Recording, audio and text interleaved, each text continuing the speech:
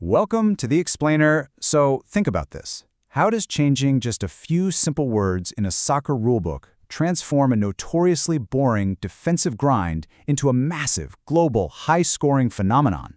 Well, today, we're diving right into exactly that. We're going to see how one single, wildly debated law, the offside rule, has literally dictated the tactical evolution of the beautiful game. Let's get into it. 42.87%. Now, what's absolutely wild about this number is that it represents a massive, almost overnight explosion in goals. We're talking about the jump in scoring in the English First Division between the 1924-25 and 1925-26 seasons. That kind of leap is a literal statistical anomaly in sports. And the crazy part? It was all thanks to one single, desperately needed rule change. Section 1. The goal-hanging problem. Why offside exists in the first place. To actually understand that massive leap in goals, we've got to travel all the way back to the 19th century and look at the original headache lawmakers were trying to solve.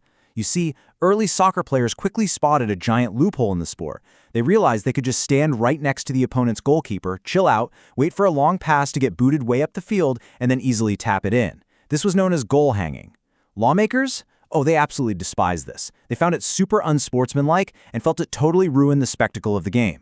So the offside rule was officially born to force players to stay behind the ball, which inherently favored actual dribbling and short passing over those mindless, hopeful long balls. So let's look at the timeline of how this rule actually evolved. The offside rule started off overwhelmingly favoring the defenders back in 1863. But over the last 160 years or so, lawmakers have just been gradually chipping away at that defensive advantage. They've been continuously handing power back to the attackers in a sort of desperate bid to keep the game entertaining for all of us. Looking back at the very earliest iterations, the original 1863 laws were brutal. Basically, any player who was in front of the ball was offside, period. Passing forward was practically illegal, which gave us this really head-down charging style of rugby-like play. Then, in 1866, they liberalized it just a tiny bit. A player was onside if there were 3 defensive players between him and the goal. But make no mistake here, this still heavily benefited the defense. Section 2. The 1925 Revolution, Curing the Goalless Draw. Okay, so this brings us to what is easily the most significant rule change of the 20th century. And honestly, it was born out of pure frustration with how totally unwatchable the sport had become. By the 1920s, smart teams had entirely figured out how to game that 1866 three-defender rule. Teams like Newcastle United had literally weaponized the offside trap. Their fullbacks, specifically this guy named Bill McCracken, would step forward in perfect unison, deliberately leaving the attacker stranded offside.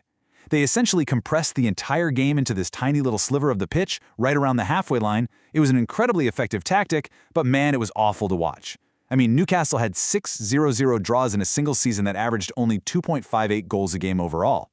Attendances were plummeting because the sport was straight up dying of boredom. Something had to give. So, to save the sport, the FA finally took action. Now, the Scottish FA had actually been urging them to adopt a 2-player offside rule since way back in 1893, but they kept getting rejected. Finally, in 1925, they got their way. A forward now only needed 2 defenders, which usually meant the goalkeeper and just 1 outfield player, between him and the goal. And this beautifully explains why the scoring just completely skyrocketed, jumping from 2.54 goals per match straight up to 3.55. Suddenly, the game was stretched out again, and all that short passing gave way to much longer, much more dynamic balls. Section 3. Birth of Modern Tactics. Inverting the Pyramid. But right here is where we see a classic unintended consequence. Changing this one rule didn't just add a bunch of goals, it radically altered the entire tactical geometry of the sport. You see, under the old rule, a team could just leave one fullback as cover while his partner stepped up to trap the attacker. But this new 1925 rule, it meant that a single misjudgment left the forward instantly one-on-one with a goalkeeper. Because attackers suddenly had all this extra space, managers panicked. They realized they had to drop their center half deep into the defensive line just to man-mark the center forward. So they effectively dismantled the traditional 2-3-5 pyramid shape and created the famous WM formation, dropping the inside forwards back into midfield to bridge the gap. Now, if you know your soccer history, you know Arsenal's legendary manager, Herbert Chapman, is famously credited with inventing this WM system in response to getting absolutely thrashed 7-0 by Newcastle. But the historical records actually paint a much broader picture. For instance, a 1925 newspaper column by a writer going by the name Cherry Blossom shows that teams like Bradford and Southampton were experimenting with these deep-lying inside forwards and the W formation almost immediately after the 1925 rule dropped. So this rule change literally forced a nationwide tactical awakening practically overnight. Section 4. Beating the offside trap. The 1990 and 2005 tweaks. Of course, in football, for every attacking action, there is a fierce defensive reaction. Managers eventually figured out exactly how to defend against the 1925 rule. By the 1960s, and stretching all the way into the famously dull 1990 World Cup, high defensive pressing and zonal marking totally revived the offside trap. And guess what? That led to another massive scoring drought. So to encourage attacking once again, IFAB declared in 1990 that an attacker being perfectly level with the second-last defender is now considered onside. Before that, level meant offside. This subtle little change, which, by the way, was once again proposed by the Scottish FA, gave us a really nice little bump in scoring in the English First Division, moving it from 2.59 to 2.76 goals per match. And that perfectly sets the stage for the 2005 tweaks, which, honestly, some folks argue are a total work of genius. IFAB totally redefined what it meant to be, quote, interfering with play.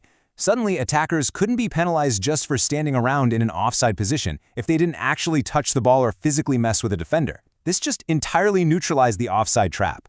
Defenders could no longer just step up in a line and throw their hands in the air appealing to the ref. Because defenses were now forced to drop much deeper, the effective playing area expanded massively. This allowed highly technical, slightly smaller players, think of those legendary Barcelona teams, to absolutely thrive on a nicely stretched pitch. But, as we all know, technology always changes the conversation, doesn't it? In the modern era of video assistant referees, or VAR, the IFAB rules for 2023 and 24 have had to become agonizingly precise. Like, they now specify exactly where the offside line is drawn on the human body. As it stands, the boundary of the arm is right in line with the bottom of the armpit. Now, obviously, no human linesman can judge an armpit boundary by eye in real time while sprinting down the sideline, but VAR certainly can, and that has led to some unbelievably razor-thin and highly debated calls. On top of that, lawmakers have had to get super strict about defining deliberate play versus a mere deflection. Here's how it works now. If a defender has control of the ball and they have a clear opportunity to clear it, but they just totally bungle the kick, well, an attacker who is lurking in an offside position is no longer considered offside. The defender's deliberate, albeit terrible, play completely resets the phase. It just shows how the law continuously evolves to give the benefit of the doubt to the attacking side. Section 5. The Future of Offside. Chasing the Beautiful Game. So where exactly do we go from here? What does the future hold for the single most debated rule in all of sports? Well, FIFA desperately wants to encourage even more attacking, exciting football. Currently, they're actually trialing something called the daylight rule, which is being spearheaded by the legendary Arsene Wenger. This would be a massive shift. It means the attacker only needs a single body part, even just a trailing leg, kept level with the defender to be totally onside. Basically, there has to be visible daylight between the attacker's whole body and the defender for it to be called offside. Obviously, that would be a staggering advantage for the offense.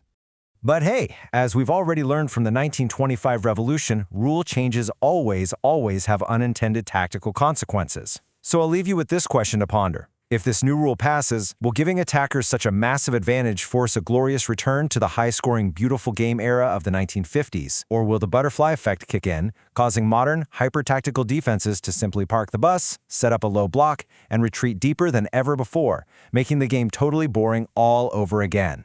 It's a fascinating chess match, and the next move is entirely up to the lawmakers. Thanks so much for joining me for this explainer.